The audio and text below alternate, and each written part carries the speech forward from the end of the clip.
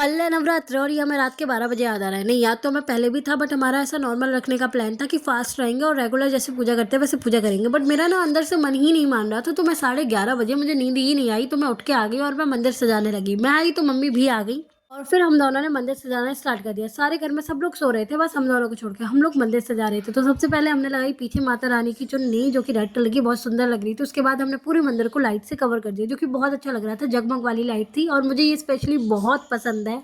और ये लाइट ना जलने के बाद इतनी सुंदर लग रही थी, लाइट में ऐसी लग रही थी बिना लाइट के तो और भी सुंदर लग रही थी, और मैं डांस ही करने लगी खुशी के मारे। उसके बाद फिर होती है सुबह और हम लोग माता रानी की प्रिपरेशन करने के लिए स्टार्ट कर देते हैं। तो सबसे पहले मैं नहा धो के आ गई थी। उसके बाद मुझे काम मिलता है धूप बनाने की। तो धूप बनाने के लिए मैंने 2 पैकेट लिए थे धूप के, जो कि हम मार्केट से लाए थे, कल ही लाए थे, क्योंकि हमें 9 दिन के लिए बनानी है, तो मैं क्वांटिटी थोड़ी ज़्यादा रख रही थी। उसके बाद फिर मैंने डाले चावल के दाने, उसके बाद फिर मैंने डाला घी, और घी डालने के बाद मैंने डाली चीनी, और चीनी डालने के बाद मैंने ऐसे किया मिक्स मिक्स मिक्स। उसके बाद फिर मैं ढूंढने लगी कपूर, क्योंकि मम्मी ने बोला था कपूर भी पड़ता है।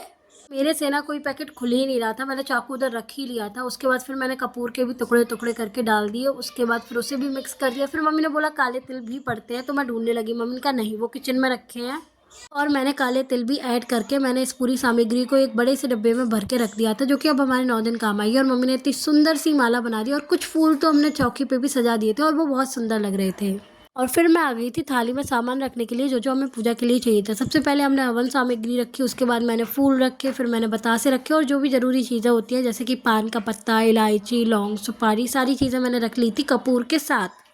और लास्ट में ना मैंने नारियल भी रख लिया था थाली में, क्योंकि हम लोग ना कलश भी स्थापित कर रहे थे। और सारी चीज़ें बना करते करते ना हमने सारी चीज़ें कर ली। हमने 9 दिन का ना जोत भी जलाई है मेरे कहने पे मम्मी ने।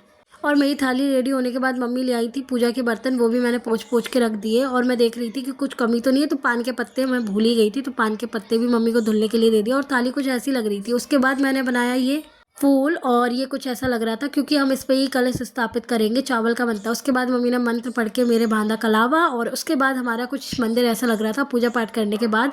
और happy Navratri to all of you, bye bye.